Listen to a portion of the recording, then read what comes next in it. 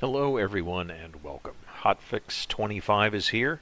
There is a lot to break down in this update, so let's kind of hop in.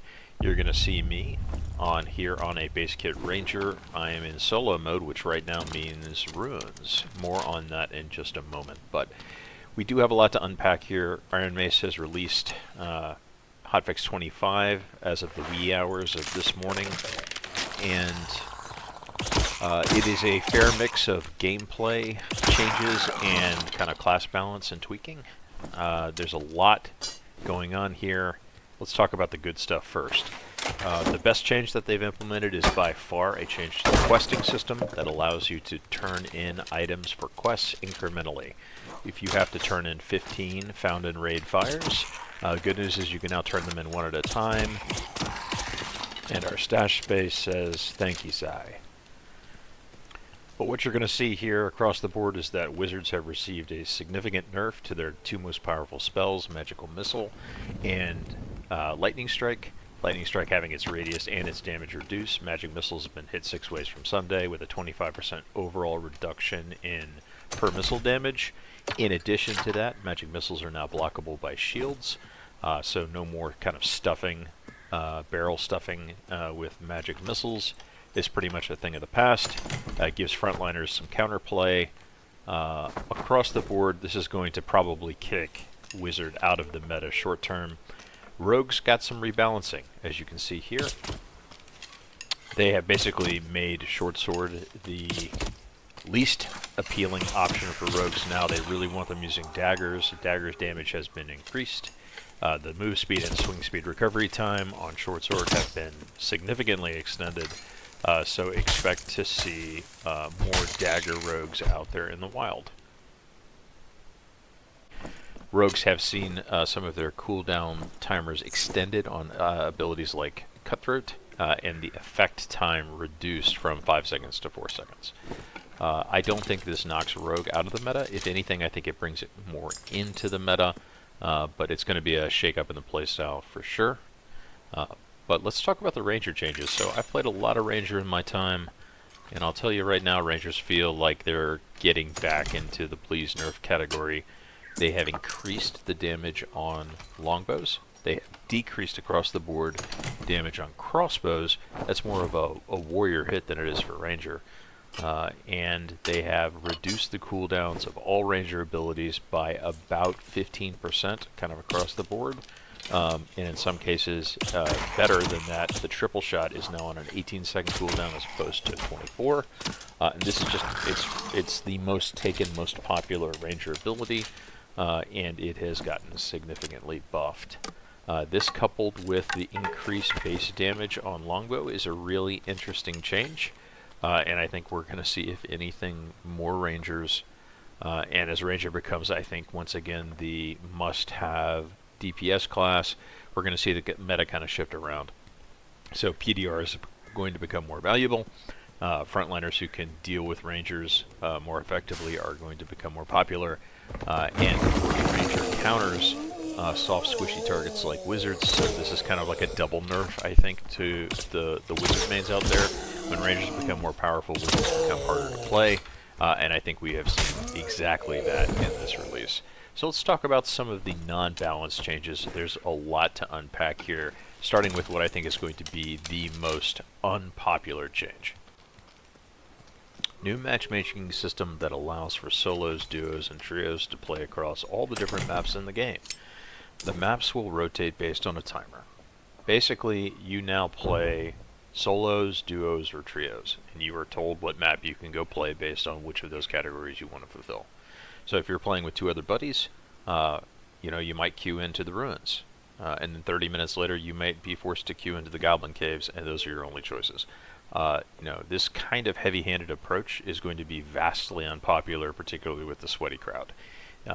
They won't be able to do the bosses they want to do when they want to do them, and they won't be able to run the kind of gameplay that they want to run at any given time based on, whichever map is designated as the doubles, triples map at that moment.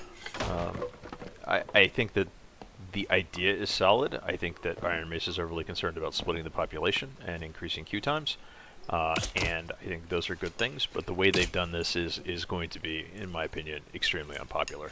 I don't really care. This doesn't really impact me. I enjoy all of the maps individually, but being told how I can play at any given time by an arbitrary random 30-minute timer is extremely suboptimal. I think this is going to be very unpopular, and I think we're going to hear a lot of griping about it, even more so than some of the wizard nerfs. Regardless, Iron Mace, you need to hire a release train engineer because your communication with your customer base is fundamentally unacceptable. You are no longer of a size where you can just say, we adjusted something, log in and play for a couple hours to figure out what we meant in the patch notes.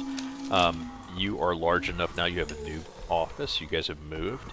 You need to hire a release train engineer who can document specifically what you mean when you say adjusted. Also, like, while your English is very good, there is definitely some lost in translation stuff going on here on the regular. And your international customer base deserves better communication with more details that, you know, thoroughly explore the changes that you're thinking and discussing. The patch notes is your primary mechanism for communicating with your player base, or depending on how you want to view them, your customer, or depending on how you want to view them, your testers. And so if you really want people to be able to, you know, substantially test things, you need to speak in detail about the parameters by which you're changing them. Another thing which should be really good news, but I don't think will be right now, at least at the time of this recording, is that they have implemented a ping lock system. This is to stop real money traders, Chinese real money traders, from basically ruining the oceanic server by teaming. And this region locking is supposed to use your ping to say, you know, you don't belong here, you need to go somewhere else. In my testing this morning from the east coast of the United States, I was able to connect and play on every major server in the list, including Oceanic, including Singapore, including Frankfurt. All of these are, you know, from a geo-targeted perspective, the farthest points, should have the most number of hops and the highest latency. Yet, assuming that this is parameterized, you know, I'm still able to connect and play on those different realms, and therefore I have no confidence that the problem children in China who are causing all of the consternation for West Coast US players and you know, the Oceanic crowd, I imagine that they're not going to have any problems connecting to those either. So while they did mention that they're going to continue to tweak those settings and adjust the, what I'm assuming to be parameters for the soft ping lock system, it's not tuned right now. So basically it's exactly as it was before. Either that or my connection has been deemed, you know, sufficient to play on all of those realms, which is a change of nothing. So they have made one very significant change, which is they have completely removed the spectate system. You can no longer spectate adversaries after you're dead on a map, and this is going to stop probably the most common exploit being used to grief people, which is, you know, bringing in a third party into your voice chat, having them go into the same game you're going into but not in a group, dying early, and then providing, you know, essentially Matrix style instructions and ESP about where other teams are on the map. So I mean, that's a really great change. Once again, very heavy-handed and short-sighted. Like, the spectate system was the means by which we reported people. We observed, you know, aberrant behavior, and we could escalate it. And now, you know, cheaters can cheat in the dark, basically. So, really interesting combination of changes. I think a lot of this is going to be really unpopular, but we'll have to see. Regardless, I hope you've enjoyed this, and if you do, please like and subscribe. It helps me a ton. Good luck to you in your raids to come.